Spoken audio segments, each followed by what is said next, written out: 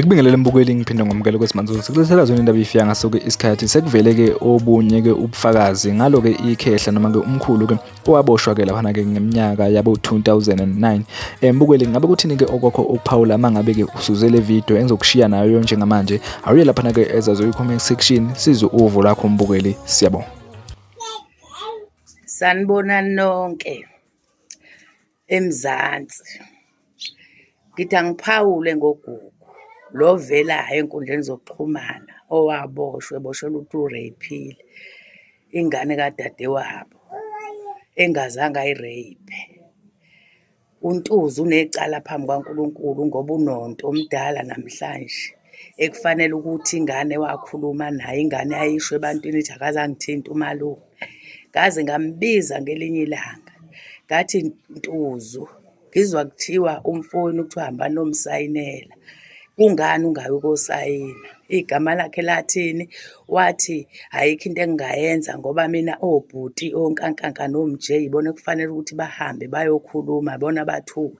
Ngathi mina wena ngoba uninawe ngane kungani ungayi ukokhuluma emaphoyiseni? Wathi amaphoyisa kwathiwa unonto meseneminyaka ewu-15 akahambe ayozikhulumela. Ngathi usemdala unonto, uhamba okhuluma ukosho ukuthi nangu uNtuzu uze nononto ukuze adedele uGugu, ngoba uGugu angiyikholwa ngiqala lento ukuthi umntwana udlwengulile ngoba ube yingane ephila njengey'ngane zonke engingakaze ngiyibone kuthiwa inentombi.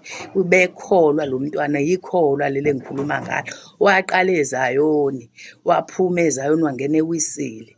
Intshumayelo kuleya ngane, ukuthandaza okukuleya ngane kubo bengingathandazwa, kodwa iyona eyaphuma yakwazi ukuthi ibikholwa phakathi kwekhaya. uNtuzu wayithatha wayifaka ejele ngoba ephethwe umona, ingane isebenza.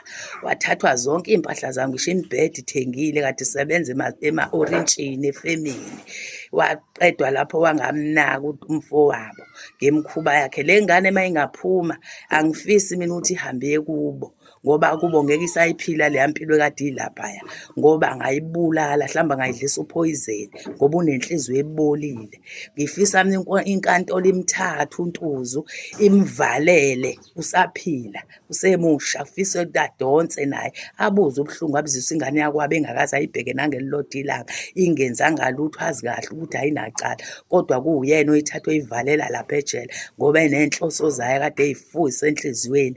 Ngifisa ukuthi uNtuzu akwazi ukuyogwetshwa ejele ukuze nale ndoda umfazi ahleli nayo ayihlukumeza, inkosikazi ishadile wathatha indoda yenkosikazi, ikwazi ukugoduka iphinde ekhaya. Usonta amanyala ayikho into ayisontayo, usonta ePostoli nje ayikho into ayisontayo. Unenhliziyo embi ngoba ukwazi ukuthi omunye umfazi angakwazi ukuhlala nendoda akondlelwe iy'ngane, kondlelwe yena, adle imali yakhe. Uyise uyahlupheka, akwazi ngisho ukuthatha isidwedwe sikayise asiwashe ethi uyintombazane uyedwa egcekeni. Urabishi nje wentombazane ongeke uze uyazi ukuthi uzoyibala uthini empilweni. Ngaxolisa ukusho lelo gama, intukuthelo engaphakathi ngoba inhliziyo yami yayilokhu ibalisa iminyaka ngale ngane ngoba ngiyayazi ukuthi kwakuyingane ephilayo, ingane engeke uyizwe ithi nxa, eyazi ukukhuleka kuphela. Inhliziyo yami ibuhlungu ngoba bengilo ngibalisa ngithi uNkulunkulu uzamkhumbula uGugu ngelinye ilanga ngokukhuleka kwakho. Mfana wami uphumile namhlanje, uzophuma, kodwa angifisi ukuthi ngabe uGugu ayohlala. Ngifisa ukuthi uNkulunkulu uma ngabe khona abamxhasayo athole indawo kwenye indawo lezokwazi ukuhlala khona, abe nokuthula empilweni yakhe, akwazi uyobheka uyise. Uyise ukwazi ukubhanda indlu ngezandla, azimisele indlu ngoba efuna indawo yokukhosela ahlale ekhona umntwana wakhe ambukela angenzi lutho, athathe ukuthi yena uzodla imali. Mebona impesheni wayedla imali kayise, engenandaba noyise, uyise ehlupheka engenalutho, uyise ekhona ey'ntombazane. Ngiyabonga Ntuzu, uNkulunkulu uyaphendula ekugcineni.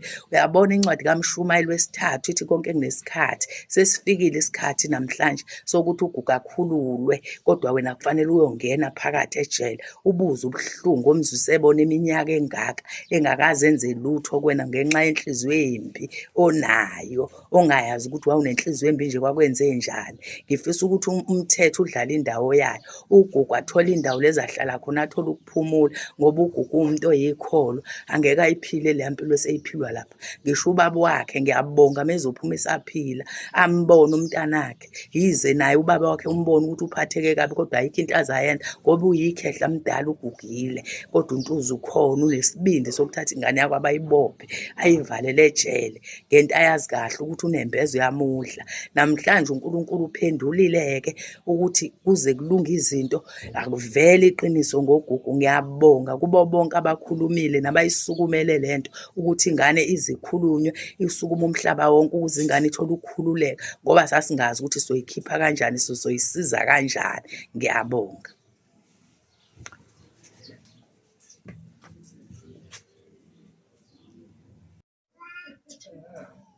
Bengicela ukuthi uba kuyangami uNonto angathi angathathwa ayobekwa kwenye indawo uma sekhulumile iqiniso umntwana ngoba akaphephile eMphuzu. Kwayena usengabucisha ubufakazi ngale ngane ngoba unenhliziyo embi. Ngiyabonga.